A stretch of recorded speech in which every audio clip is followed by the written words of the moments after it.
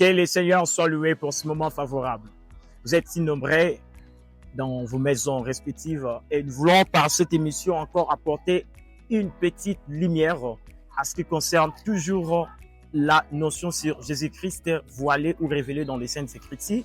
Mais cet après-midi, nous allons essayer un peu d'apporter la clarté à ce qui concerne les anges. Est-ce que tous les anges du livre d'Apocalypse ne représentent que la personne de Jésus-Christ? Ou il y a encore des anges qui sont des anges normaux dans les services divins? Exactement. Pour cette question, l'homme de Dieu, Koumoudéus, va répondre à cette question. Vous avez la parole. Merci beaucoup, mon très cher prophète Elias Pedro Mabengi. Nous sommes en train d'affirmer encore davantage pour confirmer que Jésus-Christ dans le livre d'Apocalypse est encore voilé.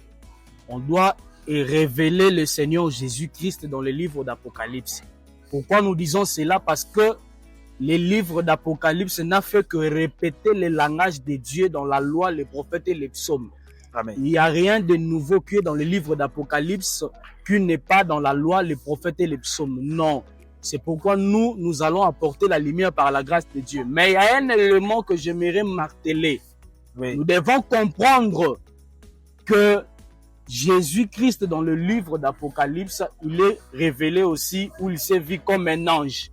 Et j'aimerais éclaircir une chose en disant que dans l'ancienne alliance, le Seigneur, l'Éternel lui-même s'est révélé aussi comme l'ange de l'Éternel. Et à part l'ange de l'Éternel, Dieu lui-même s'est vu ou s'est manifesté comme l'ange tout court. Oui, parce qu'il y a une écriture qui me soutient. Je prends par exemple le cas d'Abraham lorsqu'il sacrifiait son fils Isaac.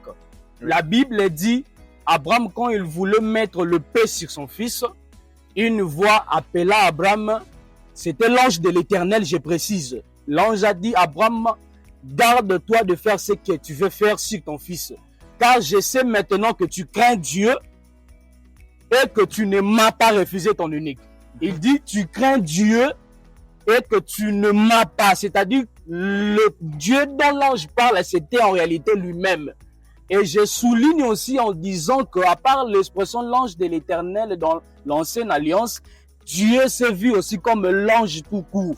Parce que dans le livre d'Exode, j'aimerais lire ça rapidement, Exode 23, 20 en descendant. Voici, j'envoie un ange devant toi pour te protéger en chemin et pour te faire arriver au lieu que j'ai préparé. Ça, c'est l'Éternel qui parle. Oui. Tiens-toi sur tes gardes en sa présence et écoute sa voix. Ne lui résiste point parce qu'il ne pardonnera pas vos péchés car mon nom est en lui. Ça, c'est l'Éternel qui parle. Très bien. Il dit que j'envoie mon ange devant vous. Israël, pendant sa marche dans les déserts, Israël avait la promesse d'entrer dans la terre promise. Alors que l'Éternel dit, j'envoie mon ange pour vous conduire jusqu'à la terre promise. L'Éternel dit, gardez-vous de ne pas obéir à la voix de cet ange. Car si vous désobéissez à sa voix, il ne vous pardonnera pas. Je me pose une question. Quel est cet ange dans la Bible qui a le pouvoir de pardonner le péché? Gloire soit rendue à Dieu, parce que moi je comprends que cet ange-là, il était venu sur la terre. Amen. C'est pourquoi quand il avait guéri un homme, il avait dit à cet homme, tes péchés te sont pardonnés. Amen. Et les Juifs qui étaient là, ils ont entendu le Seigneur, hein? Qui peut pardonner le péché si ce n'est que Dieu lui-même? Donc je comprends que le pardon de péché, ce n'est que Dieu qui l'accorde.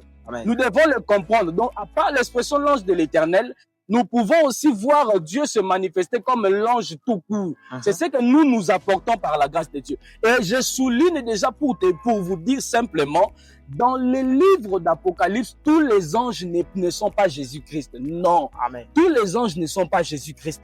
Il y a des anges qu'on peut expliquer comme Jésus-Christ par rapport à leur service, par rapport à leur description. C'est ce que nous disons par la grâce de Dieu.